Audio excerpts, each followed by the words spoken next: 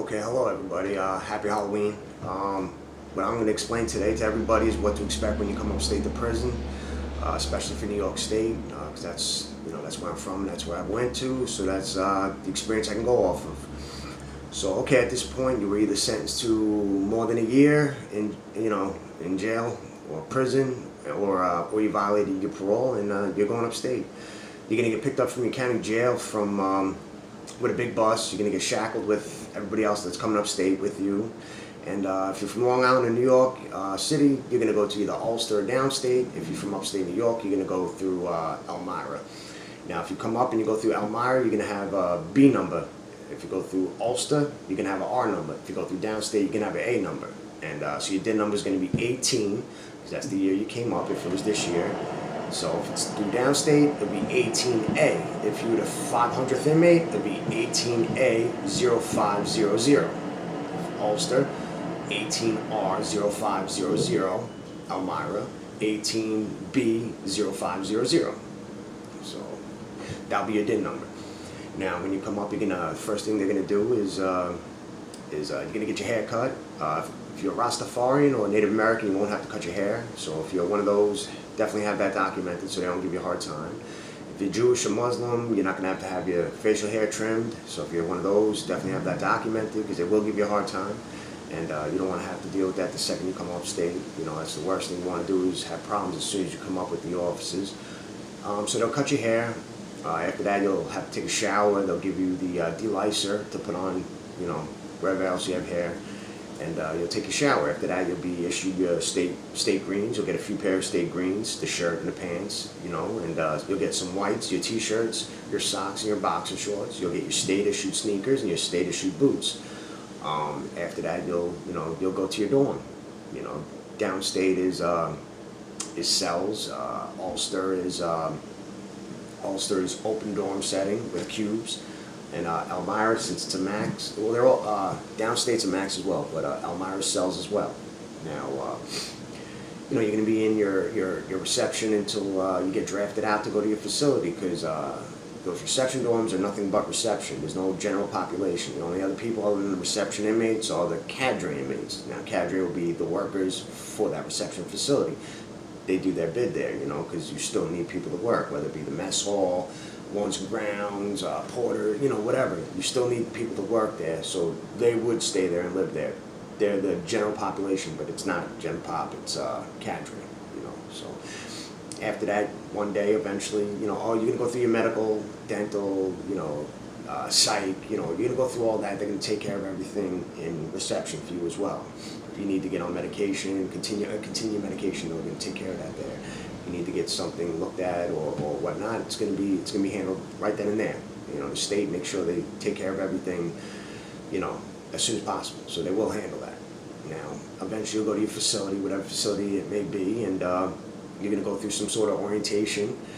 First, you'll see a sergeant when you come in, and he'll give you a quick rundown of what to expect in the facility, how to act, how to behave, what they expect of you.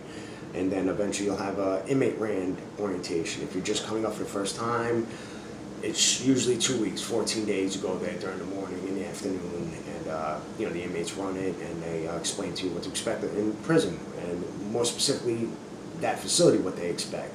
If you're up already and you just moved to that facility, usually you only have to do it for 1 day. You'll do a reception with those people for only 1 day, and then after that, you don't have to go back. After a while, there's a call-out sheet. Keep an eye out for the call-out sheet, because you'll have to go to program committee. Program committee is exactly what it sounds. It's a committee to figure out what programs they're going to give you. If you don't have a high school diploma and you're under a certain age, they'll make you go to school, which, why not? It's a good thing to do. You got nothing but time now on your hands. You might as well get something out of this time, because you're forced to be upstate, So, you'll get your GED. They have vocation training as well, which is very good. I would definitely take advantage of that if you can. They have everything from computer operator to building maintenance, masonry, HVAC, plumbing.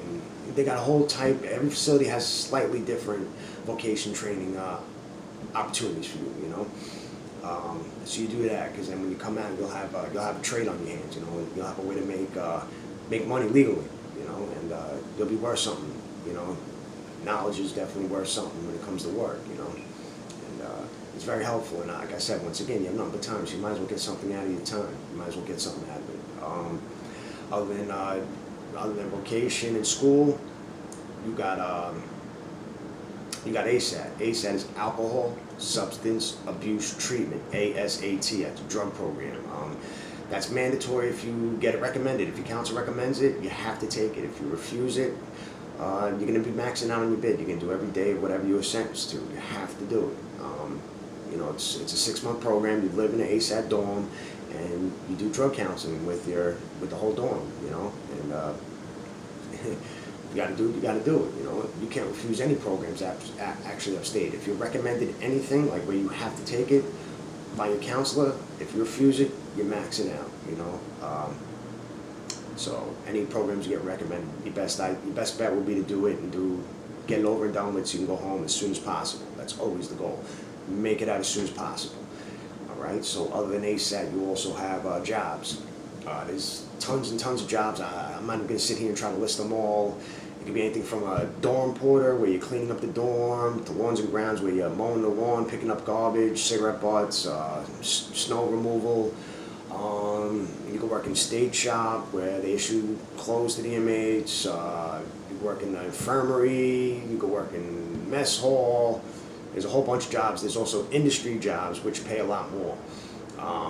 You got tailor shop, where they sew the uniforms for the inmates and the COs and the chefs. You got an optics program, where they make the glasses for the inmates and some of the people on Medicaid out in the street. You know, you make license plates. You know, there's not every facility, but the majority of facilities have a industry option. You know, where you can make more money. Typical great porter pay that I was getting anywhere around $10 to $12 every 2 weeks. When I worked in the optics program, I was getting industry pay. I was making $53 every 2 weeks. So it is a difference. And if you don't have nobody helping you out from the outside, that really does help. You know, you're gonna eat well and smoke your cigarettes, and you got everything you need. You're self-sufficient. You know, you're independent with just working. So, you know, that's always something to look into, especially if you don't have nobody helping you out. Other than work, you got other programs. You got ART, which is anger. You know, it's basically to work on your anger and stuff like that. Anger regression therapy, or I think that's what it stands for. That's I think it's like 8-week program, around 8 weeks. You know, there's a whole bunch of stuff. There's a lot of programs you could take. Some are voluntary, some are mandatory. You know, they got religious call-outs. They got a whole bunch of call-outs. You know. So you got that. Always keep your eye out for the call-out sheet. It's brought in with the mail every day. You know, you look for your name and your DIN number and what time and where you got to go. And then you got the COs. You know, that's another thing. You know, always be mindful. You know, there's no reason for you to have small talk with any of the officers. You know, let them do their job.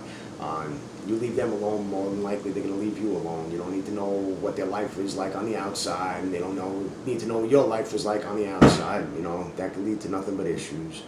But you know, that's that. You know, it's more than likely you treat them with respect, they can treat you with respect. But if you don't have to talk to them, definitely don't talk to them.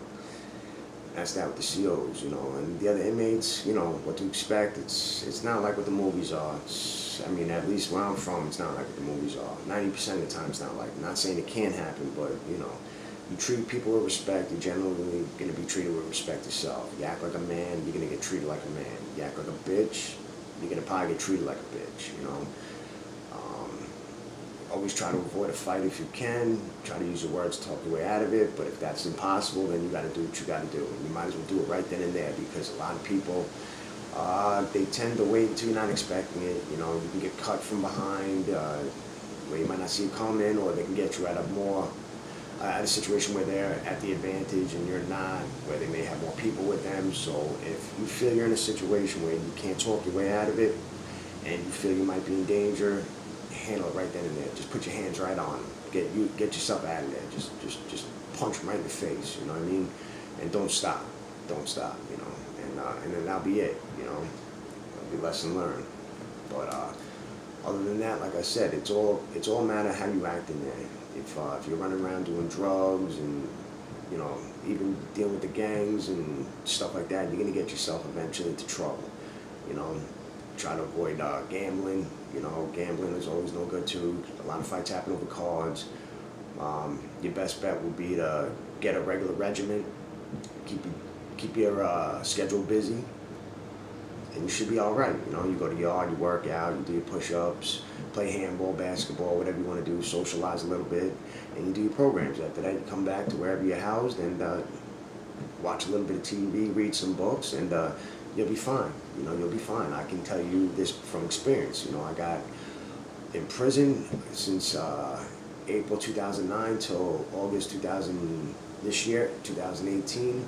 I was only been free for 5 months, and I was in 2012. Other than that, I've been locked up the whole time, and the majority of it was in upstate prison. And I can tell you, you know, I can tell you from experience. You know, you do have to go up. You know, you don't have to be worried.